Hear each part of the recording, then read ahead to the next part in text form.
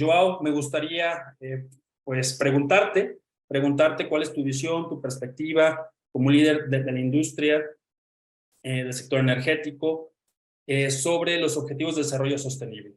¿Qué es lo que tú observas desde tu posición? Por favor, adelante. Muchas gracias, Alejandro. Gracias por primero, una vez más, muchas gracias por la invitación. Es un placer estar aquí y un saludo a los varios compañeros del panel. A respeito de sustentabilidade, eu diria que se observam três estratégias macro. Uma de aquisição de energia sustentável, particularmente ir por los mercados elétricos. A segunda diria que será o tema da regeneração distribuída. E, por fim, creio que é o mais puro e mais nobre, que é os objetivos net zero. Nos mercados elétricos é importante dizer, de forma pragmática, que é a forma mais rápida de tu obteneres energia limpa e contribuires para estratégias de sustentabilidade. Em quase todos os mercados abertos, tu podes hoje ter PPA de energia renovável e com isso estás mitigando todas as emissões do setor elétrico. Evidentemente que em cada país há diferentes regras, pero é uma forma tremendamente rápida e também relativamente económica, porque ao final, hoje em dia, as energias renováveis são mais competitivas muitas vezes que a energia fóssil. Então, é um mecanismo muito simples de obter, que obriga a muitas obrigações e contratos a largo prazo, pero se logra com essa forma a dar um grande passo adiante a respeito de estratégias de sustentabilidade. A segunda, que já me gusta mais um pouco, que é o tema da regeneração distribuída ou regeneração em sítio, também de acordo com a legislação de cada país há soluções diferentes. Hoje em dia, no caso americano, temos uma limitação de regeneração distribuída a 500 kW, que permite regenerar 1 giga ao ano, que é muito pouco, na verdade, mas é um bom princípio. Aqui estamos vendo, nos últimos anos, um incremento da energia solar. 99% da regeneração distribuída hoje em dia é energia solar, pero também há outras soluções, como a cogeneração, que tem muito valor, e se temos uma fonte de gás, uma fonte de fóssil com um preço atrativo e uma garantia que não vai variar ao longo do tempo, pode ser uma alternativa muito interessante. Pero, como estamos vendo, particularmente em Europa, o preço do gás pode variar de forma muito agressiva por efeitos exteriores. Não é todos os dias, não é todos os anos que temos uma guerra, pero las hay, e isso tem impactos muito complexos e particularmente quando pensamos que um sistema de cogeneração é para viver entre 15 a 25, 30 anos. Então, haces uma inversão e depois há alguns temas que não controlas. E também puedes obter cogeneração por intermédio de biomassa, que aí seria uma solução perfeita. Se podemos aproveitar os próprios resíduos orgânicos para produzir nossa própria energia, está verdadeiramente genial. Por fim, e creio que as mais importantes, são as estratégias net zero, que é o grande boom que estamos vendo atualmente, onde tanto por intermédio, por vezes, de legislação e outras vezes por objetivos das empresas, como por exemplo Siemens e outras que estão aqui neste painel tão interessante, teremos um objetivo de descarbonização, porque teremos compromissos que vão mais allá da responsabilidade legal, governamental, mas temos uma responsabilidade com o cliente final. Vemos isso muito em área automotriz, que vão falar adiante, seguramente, que também na indústria de food and beverage, são indústrias que tienen un contacto muy fuerte con el cliente final y están asumiendo un liderazgo muy interesante en objetivos net zero. Esses são retos normalmente a mais largo prazo, mais complexos, em minha opinião, muito mais divertidos, que implica cambiar todo o conceito de gestão de energia dentro da planta.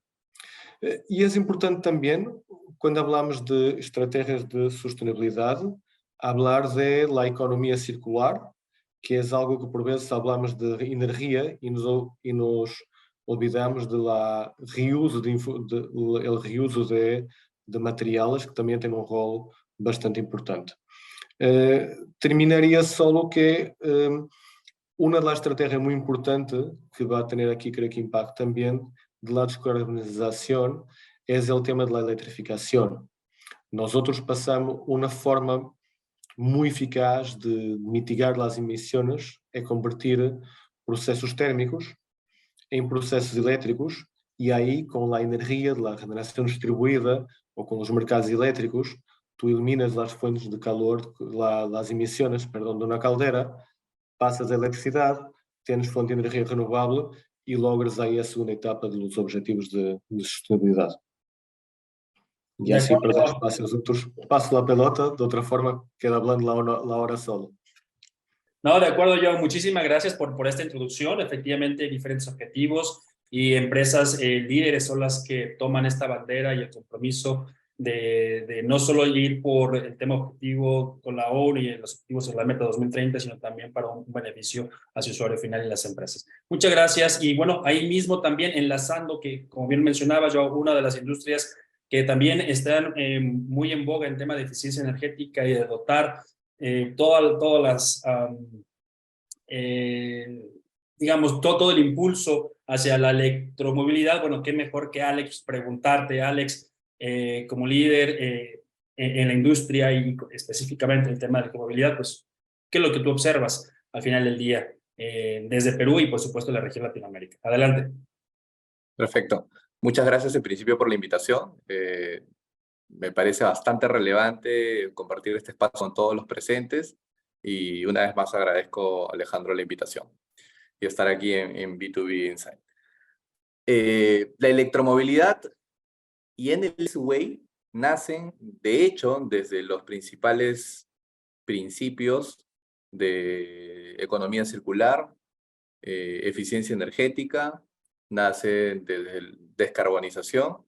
Claramente con esta línea que se tiene mapeada hacia el 2030 y hacia el 2050, ¿no? Muchos países tienen marcado, y Perú no es una excepción, y en LATAM no es la excepción, de llegar y reducir los niveles de contaminación hasta el 2030 como roadmap principal y después el 2050 totalmente, ¿no? Pero cada país ha ido implementando una visión diferente. Cada país ha ido implementando, cada país, Chile tiene una visión probablemente un poco más agresiva que el resto de países, Colombia, Brasil, México y todos lo han ido desarrollando. Pero el cómo ha ido evolucionando la electromovilidad con la visión de sostenibilidad ha pasado también por el sector privado. Y ahí es donde quiero un poco enfatizar, porque al menos cómo se fue desarrollando acá en Perú, fue las compañías, muchas de las compañías que tienen matriz externa, se fijaron una meta año a año para ir cambiando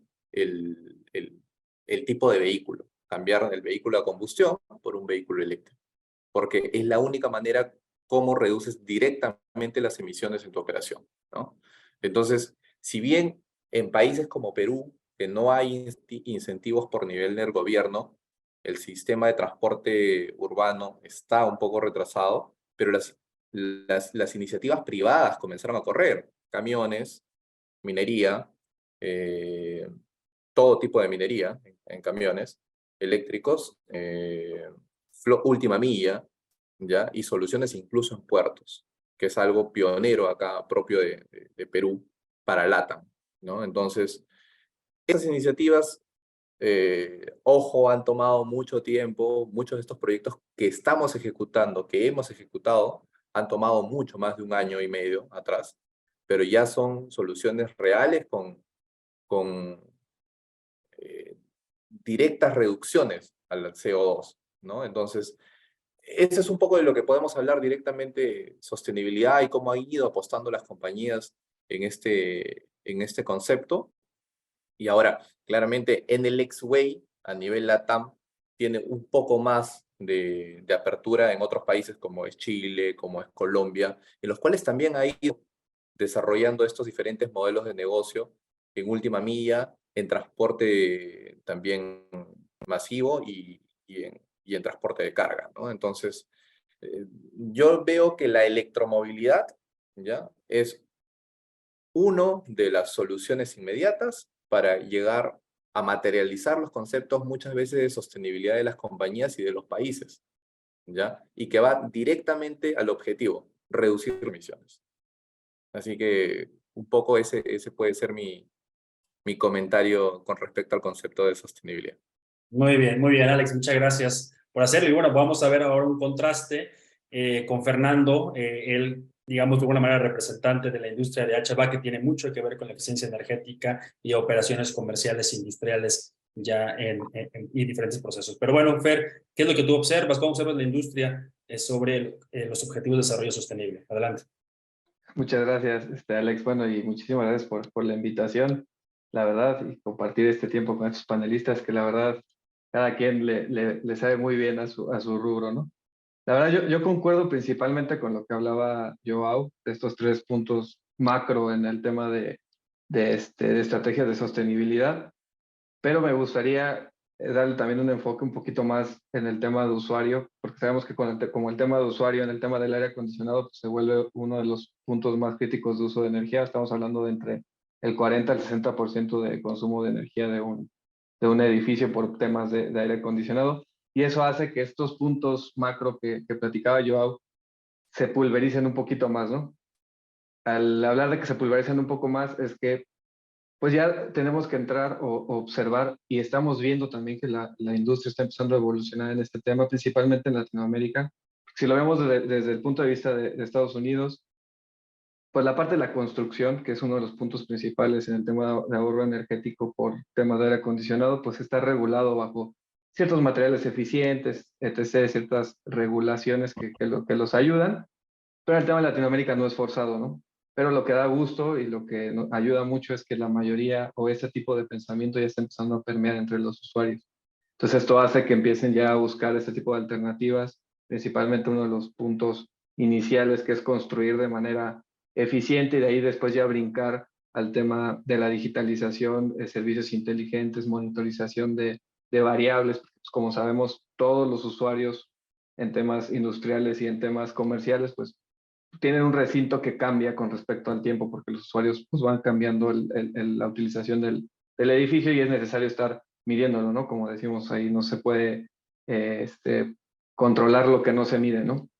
Entonces, prácticamente, estos puntos estratégicos que va agarrando ya la industria es, pues, llevar desde un principio, empezaría a generar, pues, proyectos un poquito más eficientes desde el inicio, empezaría a hacer uso de herramientas digitales para ayudarlos a mejorar este comportamiento e inclusive pues empezaría a buscar estrategias alternativas, ¿no? No solamente voltear a ver equipos eficientes, ¿no? Sino ya voltear a ver pues alternativas o tecnologías un poquito adicionales, ¿no? Por ahí hablaba yo un poquito del tema de la descarbonización o eliminación de quema de hidrocarburos, pero pues también una parte interesante es el almacenamiento térmico. Entonces, todo esto ya empieza a formar ya parte del lingo de las personas que trabajamos un poquito en este tema, incluso hasta de los usuarios, ya están pensando en este tipo de mejora. Entonces, yo creo que completaría esta visión, que ya el abanico de tecnologías, pues ya está un poquito más abriéndose hacia los usuarios y tienen un poquito más de idea de qué es lo que se puede ir mejorando, ¿no? Excelente, Fer. Muy bien, muchas gracias por complementar la participación. Y bueno, Karen, también darte la bienvenida y muchas gracias por sumarte a este panel. ¿Cuál sería tu visión? Al final del día, también como líder de medio ambiente, salud y seguridad en tu organización, pues, ¿cuál es tu perspectiva? ¿Cómo ves los objetivos de desarrollo sostenible? Adelante. Muchas gracias, Alejandro. Muchas gracias a todos y muchas gracias por la invitación. La verdad es que en términos, o hablando de cómo observo la industria desde mi perspectiva, desde hace ya varios años hemos podido ver cómo las empresas adoptan las estrategias de sostenibilidad. De hecho, actualmente ya se han hecho varios estudios en donde se muestra que prácticamente el 96% de las empresas más importantes a nivel mundial hoy en día está hablando de sostenibilidad. Con esto tenemos un parámetro para entender la importancia del tema hoy en día. Y como sabemos, la sostenibilidad contempla ya varios enfoques. Como ya lo comentaron mis tres colegas, los tres panelistas que tenemos el día de hoy,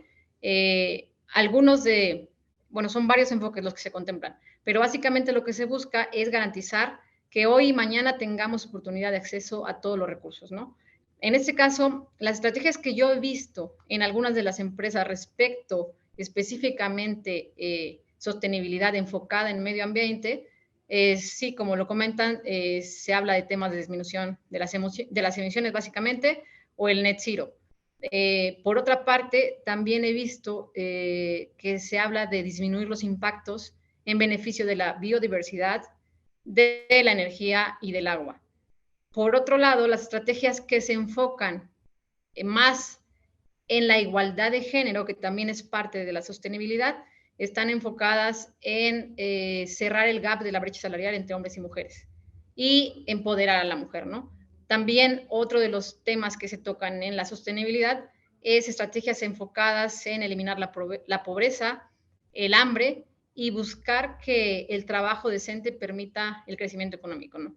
Esas son, en general, las estrategias que yo he visto en algunas organizaciones enfocadas en sostenibilidad, no nada más abarcando los puntos que ya comentamos de energía, de descarbonización, sino también enfocadas ya básicamente en los acuerdos de la ONU, ¿no? Muchas gracias, Karen, por el contraste de visión y bueno, también pues invitar a Abraham, Alex, Carlos, Sara, Ricardo, René, Oscar, Natalia, Miguel, Marco. ¿Qué observan ustedes en la industria? Al final del día, aquí estamos abordando industria energética en su espectro más amplio y también un enfoque con manufacturas eléctricas. Por favor, nos gustaría mucho conocer su opinión. Está el chat disponible para hacer cualquier comentario o pregunta para enriquecer la discusión entre los colegas. Vale, pues entonces vamos, si les parece bien, a la siguiente temática que tiene que ver sobre pues estas recomendaciones y cómo incorporar estos proyectos, cómo aterrizarlos, cómo hacerlos propios, ya sea como líderes en la organización. Y bueno, y en ese sentido, pues pedirle la opinión a Joao, si pudieras dar unas recomendaciones sobre cómo incorporar esos proyectos de eficiencia energética, la descarbonización o digitalización en la industria. ¿Alguna referencia? Bienvenida. Muchas gracias. Adelante, Joao. Muchas gracias. Antes de más, decir que los comentarios de los restantes compañeros fueron muy interesantes. Creo que Karen ha comentado algo muy interesante y que es importante volver a hablar, que es tanto los objetivos de la ONU y pensar también en temas de las personas. Porque al final, todo esto de la descarbonización tiene que tener un enfoque en las personas y traer más igualdad y eliminar la pobreza. Y son puntos muy importantes que por veces dejamos de lado en objetivos de sostenibilidad y pasamos directamente a puntos más concretos de energía. Y es un punto muy importante y que bueno que Karen lo explicó mucho mejor que yo. A respeito dos projetos estratégicos, eu diria que há três objetivos diferentes. Eu diria que, idealmente, todos os projetos disruptivos ou inovadores devem passar por uma gestão por el board, para que se defina muito bem tanto o tempo, a inversão e resultados. Ora bem, nem sempre é possível fazer essa diferenciação. No que toca à descarbonização, eu sim creio que, sem dúvida, temos que ter uma toma de decisão del board, porque, como estava comentando alguém ahorita, haciendo uma pergunta, quando hacemos um objetivo de descarbonizar para um determinado ano, não é uma tarefa tão fácil. E não é tão importante o ano, mas é necessário que alguém na organização diga, ok, eu quero obter o net zero em 2030, em 2040 ou 2050. E passo a redundância, nem me importa o ano. Para mim importa é que a organização tenha um objetivo definido em tempo y sepa después de ahí desarrollar las inversiones necesarias para lograr esos objetivos.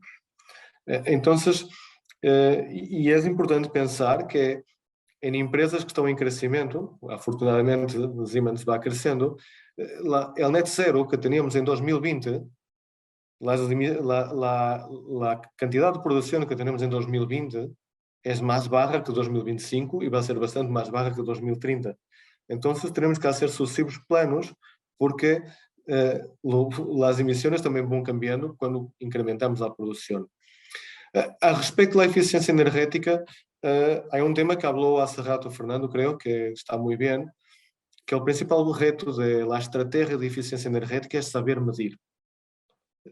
Porque las medidas de eficiencia energética tienen un impacto delimitado y es necesario saber cómo medir. Una vez más, si la empresa incrementa su consumo, una medida que teníamos antes pensada de ahorrar 40%, ya no va a ahorrar 40%, va a ahorrar 50%, va a ahorrar 30% o 20%. Entonces es muy importante saber cómo medir y cómo delimitar el alcance de la acción de eficiencia energética. Y doy un ejemplo muy básico. Si cambiamos la iluminación, pero si mientras incrementamos los turnos, ya no vamos a tener ahorro. Entonces es necesario saber exactamente cómo medir.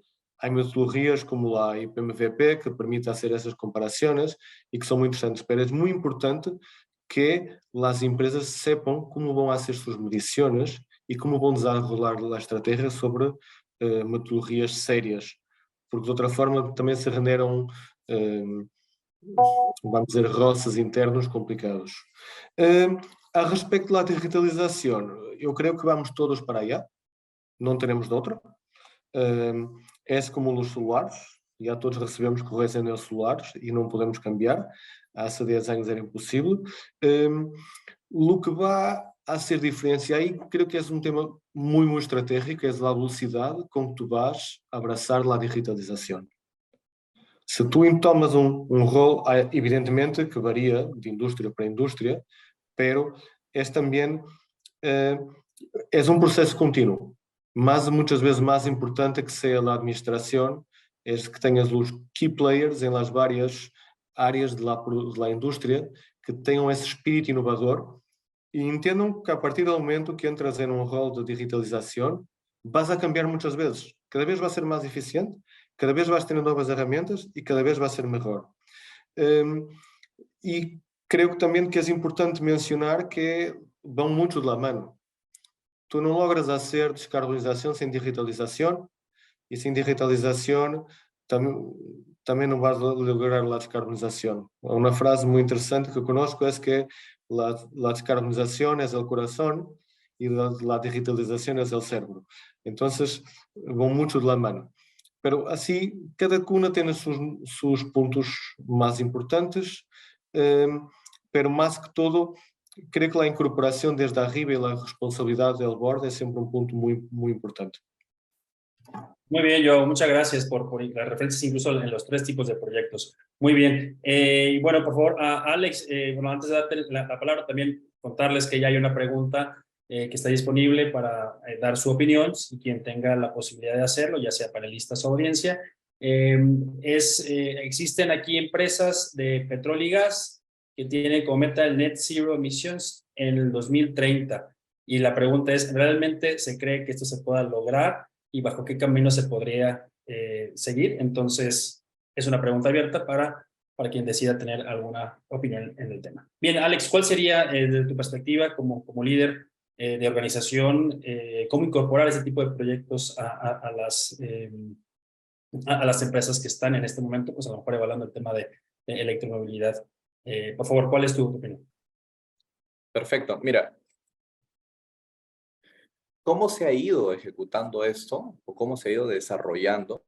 En realidad parte mucho por el conocimiento, ¿no? El momento, hace 3 años se hablaba de electromovilidad por acá por Perú, pero no habían cosas concretas. Entonces ha pasado una curva de aprendizaje por parte de clientes, por parte de empresas, de entender que la electromovilidad no es nada complejo, que es algo súper sencillo, súper seguro, súper práctico de implementar y que da grandes resultados. Entonces, pasó por una etapa, yo diría, de mucha cultura. Hicimos mucho foco en llevar este conocimiento mucho más allá de los clásicos expertos y abrirlo a la gran cantidad de oyentes y empresas, universidades y demás. Entonces, eso puede ser una de las primeras etapas que desarrolló el grupo Enel desde Enel X-Way, ¿no? Llevamos a conocer que la electromovilidad es sencilla de implementar, ¿ya? Posterior a esto, decidimos incursionar claramente en transporte masivo, que era de los que tienen mayor pegada en cada país, ¿no? ¿Cuántos buses de transporte urbano se llegaron a implementar en Colombia, en Chile, en México? Y a nivel mundial han sido muchos. Un bus solamente 2 años de operación deja de emitir algo de 107 toneladas de CO2. Entonces, los impactos son muy grandes, ¿ya? Entonces, transporte urbano, por un lado. Por otro lado, también los sectores más representativos, ¿ya? Como era el sistema de transporte de última milla. Aquí en Perú se han implementado muchos proyectos con los líderes de las industrias, porque cuando tú haces esto con el líder, el resto luego busca implementarlo por defecto, ¿no? Y hay uno de los clásicos y grandes proyectos que iniciamos aquí en la región fue en camiones, ¿no? En camiones tanto en minería subterránea, ¿ya? Que eso fue un golazo. ¿Por qué? Porque la cantidad de emisiones y la energía que se necesita para sacar de un socavón el aire, el aire contaminado e introducir aire nuevo, ¿no? Es tremenda. En cambio, cuando tú colocas una unidad, un camión, en este caso de más de 30 toneladas, imagínense, 100% eléctrico, y reduce estas emisiones, mejora rotundamente pues, el performance de la operación en realidad, se sienten estos impactos totales, ¿no? Entonces, ese es un ejemplo nada más del que te puedo dar de minería subterránea, que fue pionero en la región aquí Perú y que se está escalando al resto de países.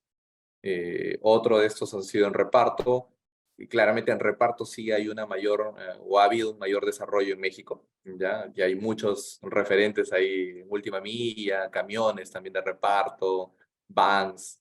Entonces, después de camiones en donde hay muchos impactos en minería, yo creo que uno de los que más se ha desarrollado y ha sido estratégico, ojo, para la organización y para el sector, ha sido última milla, ¿ya? Por ende, incluso muchas de las empresas fabricantes de vehículos, fabricantes que están al otro lado del mundo, han decidido incursionar y implementar las operaciones de estas unidades en México, por la cantidad de demanda que ha habido, ¿no? Entonces, fue fundamental que durante la pandemia el consumo de digitalización aumentó, por ende los pedidos y las implementaciones de última milla implementó, y por ende las empresas que tenían visión de reducción de emisiones también decidieron implementar de pronto sus unidades 100% eléctricas.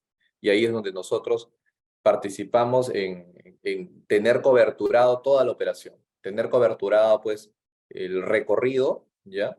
Y en muchos de estos casos hemos implementado hubs de recarga, ya para darle soporte a estos proyectos. Son proyectos estratégicos, son proyectos en donde el volumen crítico aún no está en las unidades de los vehículos, de los passenger car o los vehículos pues, de las unidades particulares que nosotros normalmente manejamos, ¿no? Es estratégico ir y ver que las compañías están apostando y luego el efecto va a ser un efecto posterior, el que cada persona, cada líder de compañía también comience a migrar. Ese es otro de los proyectos que nosotros manejamos, que los líderes de las empresas, llámense los gerentes, migren sus unidades y luego todo el resto es un efecto posterior. Entonces, ese es un poco como lo hemos ido manejando. Nos ha dado buenos resultados y de hecho hace ver que el negocio comienza a ver de manera exponencial para los próximos años, ¿no? Tenemos, por ende, presencia en todo Latam, y la verdad que también la demanda de los requisitos de los equipos han crecido abruptamente.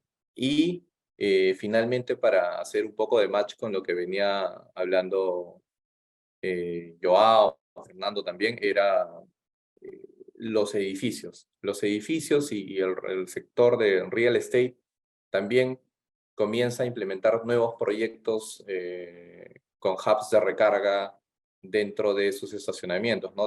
Acabamos de inaugurar algo en Chile con más de 180 cargadores para un edificio o para un centro comercial, ¿no? Entonces, estos comienzan a ser un poco más la normalidad de los proyectos que va a traer hoy en día las grandes construcciones. Ya no va a ser algo raro, sino se proyectan las nuevas edificaciones a traer muchos puntos de recarga porque el sector está migrando a esto. Así que eso es lo que puedo comentar yo, Alejandro.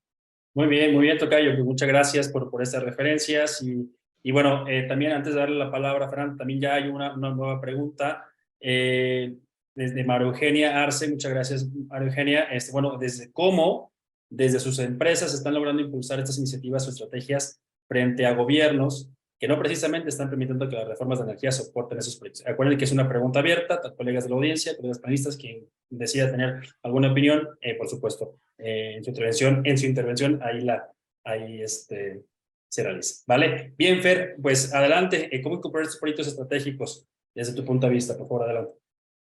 Muchas gracias. Bueno, ahorita Ernesto, los demás panelistas han estado hablando un poquito de pues, el tema de comunicación y eficiencia energética. A mí me gustaría meterme un poquito más en el tema de la digitalización. Decía por ahí Joao que pues ya es a donde vamos, ¿no? O sea, ya es el futuro, ya todo el mundo estamos volteando a ver eso.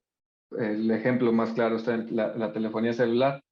Pero me gustaría hacer un poquito más de hincapié en que el tema de digitalización ya se tiene que ir pensando, o se está pensando más bien, empresas, por ejemplo, líderes en ciertos productos, ahí incluyo, por ejemplo, Trane, ya están pensando en que la digitalización no sea recolección de datos y revisarlos, sino también sea conectar los equipos para que estén dando información constante, ¿no?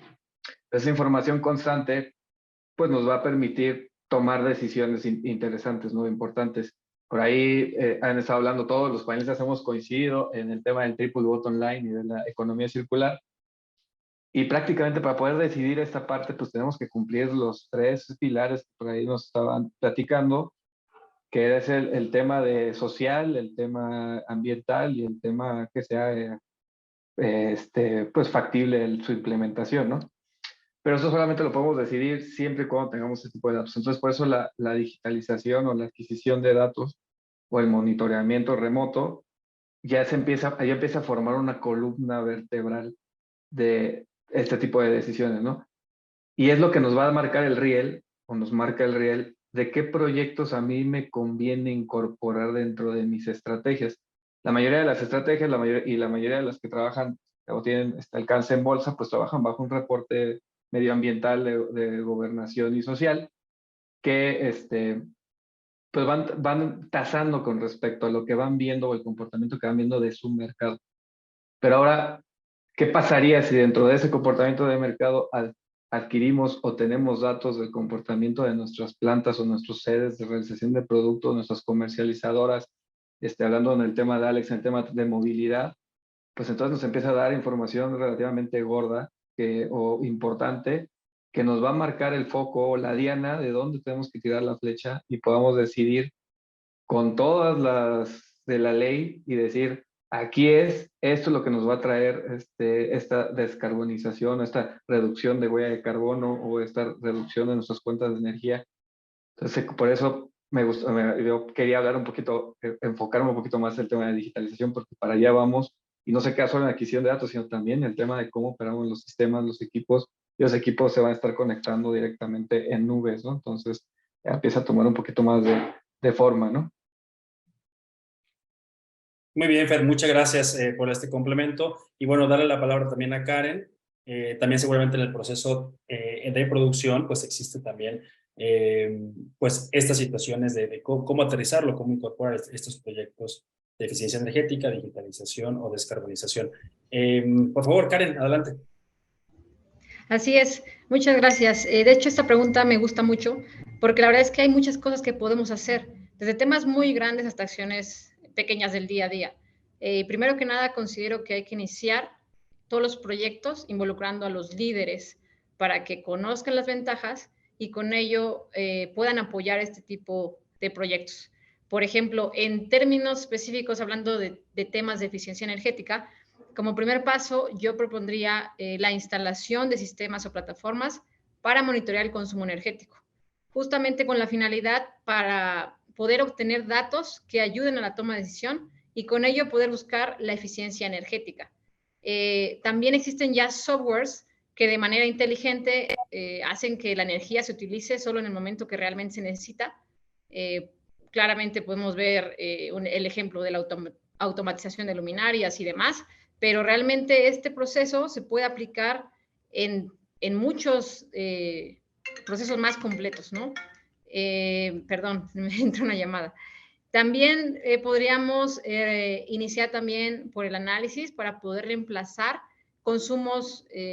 equipos que consuman gas y tratar de que estos equipos sean ahora equipos eléctricos, ¿no? Y finalmente, en términos de digitalización, considero que, como decía Joao, pues ya estamos ahí, ya estamos en el proceso de la digitalización. Ahora es cuestión de seguir explorando, entrenando a nuestros equipos, entrenando a más personas para que conozcan de qué se trata la digitalización y que puedan abrazar los cambios que esto representa. ¿Para qué? Para que podamos poder implementarlo de manera más ágil. Para todo esto, yo considero que es crítico el estar informado y seguir adquiriendo conocimientos, ya que es algo que también, como mencionaban mis compañeros, creo que Fernando o Alex, es algo que está en constante evolución y la verdad es que no nos queda nada más que seguir estudiando para tratar de mantenernos al día e implementar los proyectos de manera eficiente, ¿no? Ese sería todo de mi parte. Muy bien, Karen, por este balance también de información.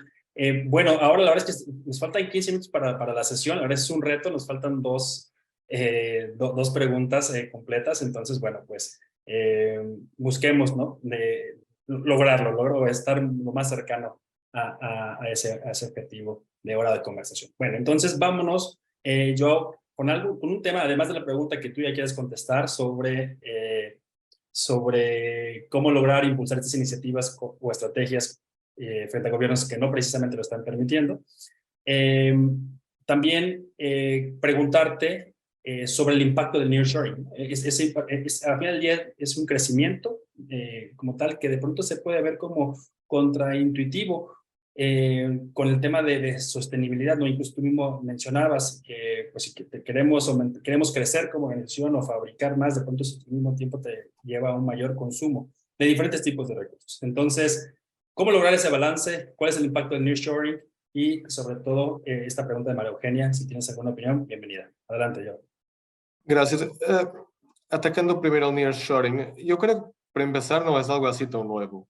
Desde hace 10 años que vemos a indústria automotriz que estaba en países de Asia a venir para México y a incrementar. Por eso es que tenemos la industria automotriz que tenemos en el norte del país. E a respeito de sustentabilidade está perfeito, porque te vai obrigar a atacar também uma emissão, el scope 3 de la descarbonización, que es a nível de transporte. Por eso para mí está genial. Pero me parece que ao final de tudo estamos falando hoje de nearshoring por um tema globalmente político. E entendemos que não podemos estar exportando computadoras e comprar para um lado e comprar matérias-primas por el outro e que o mundo se equilibra. É um tema muito mais político. Creio, particularmente para México, com tanto consumo que nos Estados Unidos, vai ser genial. Vai ter novas plantas novas com melhores instalaciones, con más eficientes, entonces es una oportunidad increíble y creo que no afecta la sostenibilidad, al contrario, ayuda. A respecto de la pregunta de María Eugenia, tenemos que nos adaptar y no tenemos que siempre culpar creo que es errado culpar los gobiernos. Si el gobierno, voy a dar un ejemplo, si el gobierno, por ejemplo, en México tenemos una limitación de 500 kilos, no interesa, hay otras cosas que podemos hacer. Y a cada análisis que hacemos, a cada solución de descarbonización, hay varias soluciones, no hay solo única, hay varias. Y entonces no nos culpemos del gobierno. Y las grandes empresas tienen esa obligación, como las que estamos hablando aquí, de buscar soluciones alternativas. Eventualmente, la solución que tenemos en Italia o Alemania va a ser diferente a la americana, pero hay siempre soluciones. Entonces yo creo que el gobierno no tiene tanto impacto así, o se tiene, las empresas son suficientemente grandes, las multinacionales, para dar soluciones extras y dar la vuelta a los problemas. Había una pregunta ahí también muy rápida del net zero de las empresas de oil and gas. Yo, sinceramente, de las petroleras no me acuerdo de ninguna que tenha objetivo de 2030, de net zero, pero é importante que tenham objetivos net zero, que não quer dizer que cheguem realmente a net zero, pero que sim que lograram o objetivo de lograr llegar a 2030 com as emissões que tinham em 2015. E esse é um objetivo net zero, pero não literalmente que llegas ao net zero, não? Então, assim, e passo a palavra para ligarmos ao demais, ¿va? Excelente, Joao. Muchas gracias. Bueno, pues dos preguntas, pues ya con una opinión. Por favor, Alex, ¿cuál es tu opinión en ese sentido sobre el nearshoring? Y si quisieras dar alguna opinión sobre las preguntas que ya están en el Bueno, a ver, con respecto al nearshoring, yo creo que principalmente en la primera etapa de la electromovilidad que hubo en Latinoamérica, no era necesario, pues, tener fábricas cerca ni demás, ¿no? Pero ante este crecimiento exponencial y demás, es un fenómeno que se está viendo en México principalmente, porque están incorporándose las fábricas y al margen del tema político, que también tiene que ver mucho bastante ahí, es la demanda de que las fábricas que suplen desde Asia a muchos países europeos están concentrados en esto y pone en una segunda fase a los países latinoamericanos. Entonces, el tener las fábricas ubicadas en nuestra región van a ayudar a acelerar mucho estos proyectos e incrementar la migración y por ende llegar a los objetivos 2030, ¿no? Entonces yo lo veo un poco por ahí. No se está dando el mismo fenómeno en países como Colombia, Chile y Perú, pero sí yo creo que en algún momento se daría. Lo que sí, por ejemplo, se comenzó a dar también fue el carrozaje de buses, ¿ya? Colombia comenzó a carrozar algunos buses eléctricos también, Brasil, entonces poco a poco se va a comenzar a diversificar este fenómeno para tener las soluciones y de pronto los productos más inmediatamente por país, ¿no? Ese es por un lado. Por otro lado, con respecto a una de las preguntas que colocaron aquí sobre las empresas están logrando impulsar cómo las empresas están logrando, desde las empresas, perdón, están logrando impulsar estas iniciativas o estrategias frente a gobiernos y demás, ¿no? Entonces, ¿cómo lo hemos buscado? Desde el Grupo Enel nosotros siempre hemos tratado de acelerar estos procesos, ¿ya? Y siempre acelerar el proceso es poner en una mesa al gobierno, ¿ya? Y llevar de la mano al gobierno indicándole cómo es el proceso de aceleración de estos nuevos modelos de contrato, estos nuevos mecanismos que se deben llevar para soportar la inversión externa. Porque los grandes proyectos no necesariamente iban a llevar el flujo de modelos de contratos antiguos que se manejaban antes con energías convencionales. ¿Ya? La electromovilidad habla de nuevas inversiones, de nuevos periodos por temas de baterías, de tecnologías, etc. Y en sí por toda la disrupción que trae. Entonces, fue importante en este caso que nosotros participemos directamente con el acercamiento a cada gobierno en Latinoamérica y que ayudemos a los gobiernos ya a acelerar estos procesos. Eso fue vital y de hecho se está viendo, nosotros participamos directamente en estos grandes proyectos y luego se fue escalando y se fue replicando por muchas otras empresas y de hecho por otros gobiernos y por otros países también en donde estábamos, ¿no? Entonces yo desde esa óptica veo que el grupo lo tiene muy claro, lo tiene claro en Europa, lo tiene claro en este lado del mundo.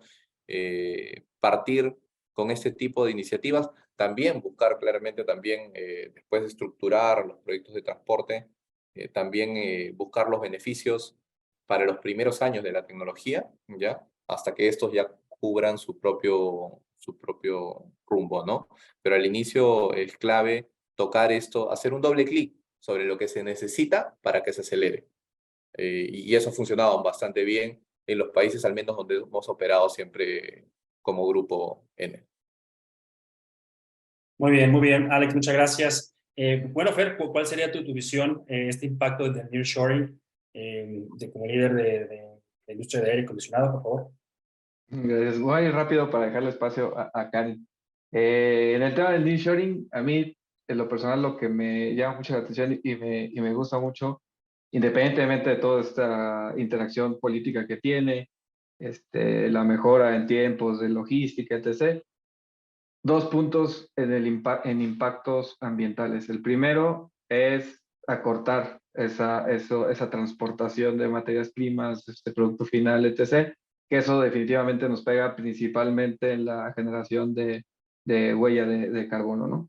Es una de las partes interesantes. Y la segunda es que al diversificar esta industria o estos proveedores por todos lados y lugares cerca, hablando un poquito más del tema de México, es que generas industria, generas empleo. Entonces habla un poquito de lo que Karen nos platicaba también, que es importante el tema social, en el tema ambiental. Pues también ahí enriquecemos un poquito y damos un poquito más de oportunidad de desarrollo en tema social. Entonces en estos dos puntos también los que más interesantes se me hace el tema del nearshoring.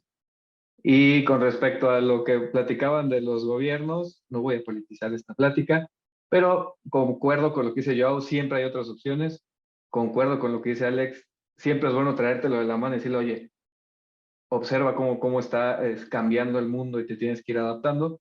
Y el tercero que yo complementaría es que siempre el gobierno comienza a cambiar cuando lo empieza a tenderizar. O sea, como comienza a ver que es una tendencia, entonces empieza a incorporarlo dentro de sus procesos.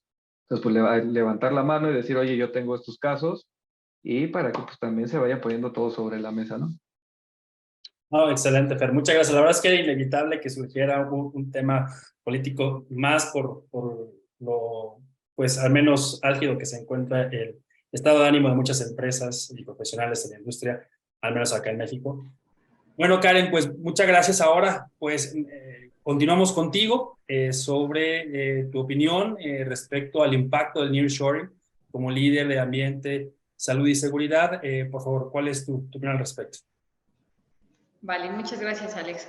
Bueno, primero que nada, me gustaría compartir que según datos de Banxico, se informa que el traslado de fábricas de operaciones de Asia a México disparó la producción manufacturera un 3% en el 2021. Desde mi punto de vista, en México, el nearshoring impacta positivamente, ya que incrementa oportunidades como nuevos y mejores empleos, genera intercambio de prácticas, mejora la calidad y genera innovación.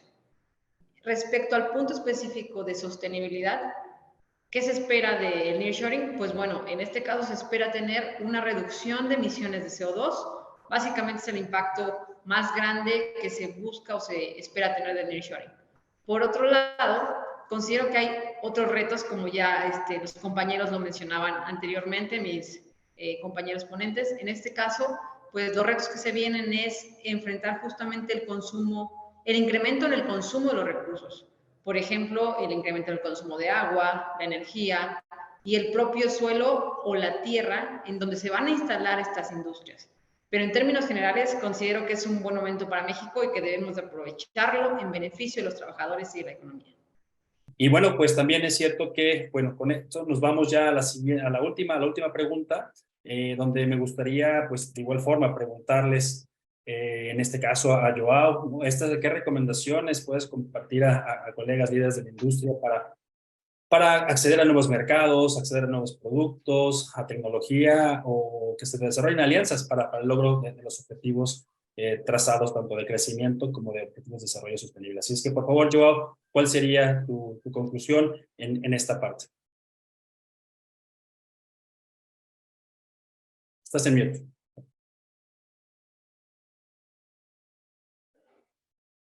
Ya, terminou mi entrada triunfal. Bueno, eu creio que aquilo que aprendi de descarbonização e digitalização é que nadie pode hacer todo solo. Entonces, eu estou seguro que a la brevedad vou ter algum projeto que vou fazer com os demais companheiros deste panel. Estou muito seguro. Vamos todos la mano. Eu diria que a estratégia que temos que ver, é o ponto mais importante de que referimos hoje muitas vezes, e aí as perguntas que hicimos, é o tema de la digitalização. A digitalização já não é estarmos falando de recompilação de dados, já estamos falando de machine learning, estamos falando de lograr ter soluções mais dinâmicas já de uma vez. Por exemplo, hoje em dia já podemos, em Siemens, podemos, por exemplo, fazer soluções onde temos digital twins. O digital twin permite simular a planta antes de lá ser. E podemos também ter temas como as microgrids, onde podemos ter várias fontes de energia e fazer a interconexión em las várias soluções.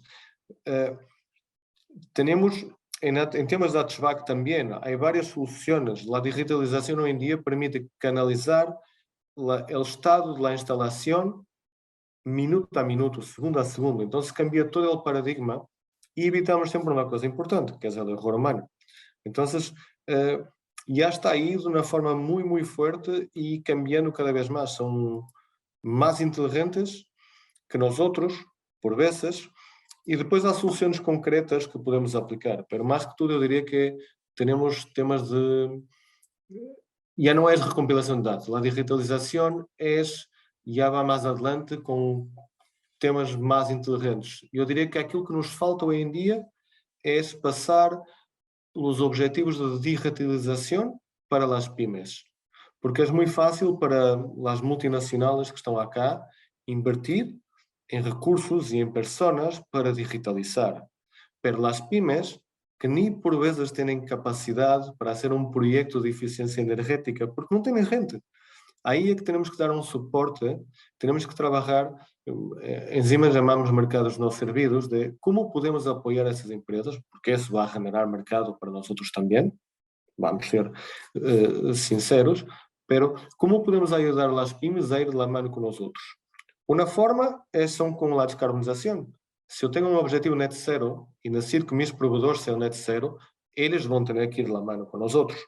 Pero era importante dar ferramentas de uma forma mais rápida e mais aberta para que as pymes também possam fazer seu caminho sem ser sob a pressão dos governos ou multinacionais.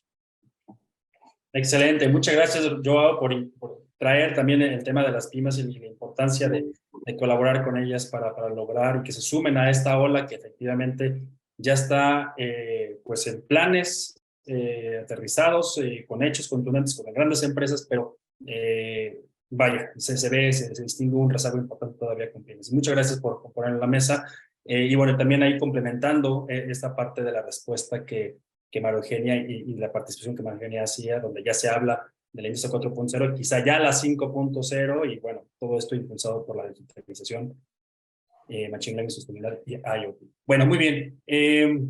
Alex Tocayo, pues, ¿cómo concluirías estas recomendaciones que puedas compartir a líderes en la industria desde tu nicho sobre la incorporación a nuevos mercados, nuevos productos, tecnologías? Por favor, adelante. Genial, mira.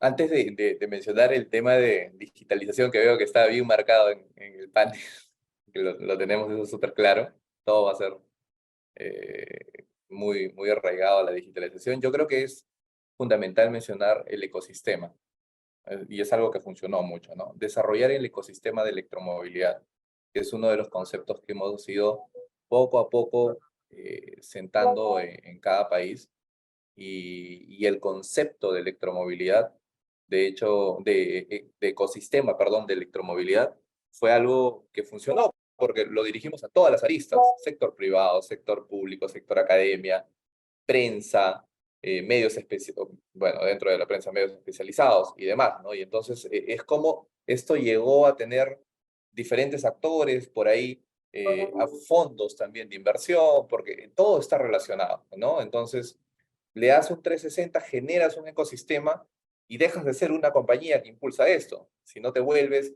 probablemente la compañía que lo impulse, pero bajo un ecosistema de electromovilidad, y el ecosistema de electromovilidad ha funcionado, ha crecido hoy en día, por ejemplo, dando un ejemplo nada más en Perú, y es donde se han comenzado a desarrollar por algunas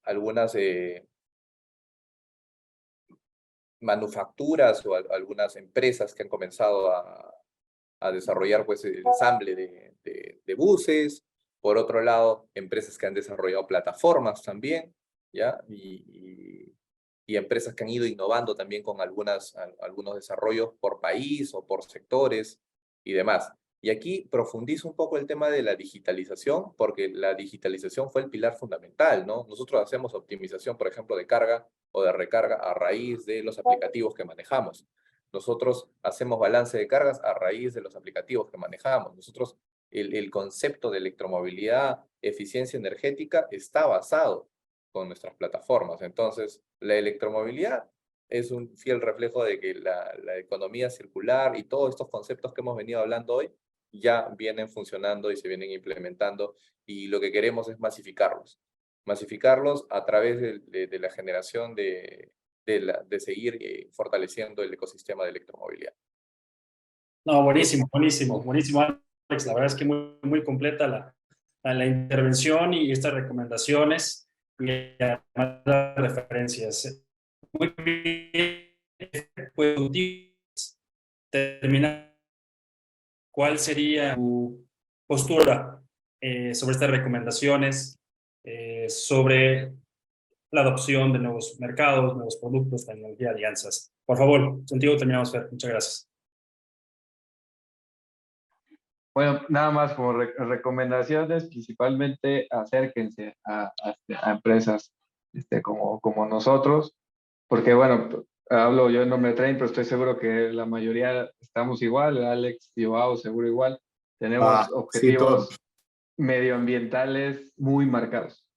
Entonces, estos objetivos medioambientales no se quedan en nosotros como tal.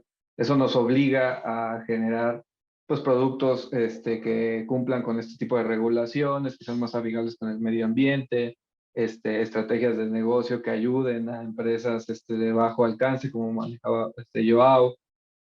Toda esa infraestructura, ese apoyo que se puede generar, siempre está del lado de las empresas o fabricantes. Entonces, primer consejo, acérquense. Segundo, digitalicen, recauden datos para que puedan tomar decisiones un poquito más no tan complejas, un día ya dirigidas, y esto pues obviamente va a llevarlos hacia el éxito, ¿no? Entonces, eso serían como que las dos recomendaciones rápidas para generar ahí estos objetivos medioambientales y montarse, ¿no? Dentro del tren de la sostenibilidad en el que estamos todos. Muy bien, Karen, pues entonces concluimos tu participación con las recomendaciones que tú puedes compartir a colegas que de igual forma lideran sus departamentos de ambiente, salud y seguridad en sus organizaciones sobre cómo abrazar la tecnología o el desarrollo de alianzas para lograr tanto el crecimiento económico y, por supuesto, los objetivos de desarrollo sostenible. ¿Cuál sería tu conclusión en este sentido? Pues bueno, el primer paso para abrazar la tecnología es seguirnos educando, ¿no? Seguir entrenándonos en las nuevas tendencias. ¿Por qué? Porque es algo que, lo que decíamos, ya está en el camino y tenemos que seguirlo adaptando, ¿no? En las industrias. Particularmente para el área de medio ambiente, salud y seguridad, también hay muchas formas en las que podemos contribuir en esta parte, ¿no? Por la parte de cómo generar nuevas alianzas, lo que yo creo que es importante siempre es pues ubicar nuestro mercado, ubicar nuestros objetivos, ubicar nuestros clientes competidores, en este caso, pues ubicar nuestros colegas de área, de departamento, cómo se está moviendo la industria respecto a medio ambiente, seguridad, salud, participar en congresos, foros, charlas que nos unan y nos acerquen con el objetivo que buscamos. Y pues la verdad es que hoy en día tenemos todo al alcance de la mano, ¿no? Prácticamente a un clic de distancia, ahí podemos encontrar todo lo que se nos ocurra. Y pues bueno, además de ello, también existen agencias aceleradoras que promueven el intercambio y forman el vínculo entre las empresas, pero también entre profesionistas, ¿no? Básicamente, pues el día de hoy es una charla y es un claro ejemplo de cómo podemos realizar estas alianzas y cómo buscar integrarnos con otros colegas, otras industrias, otras empresas, ¿no?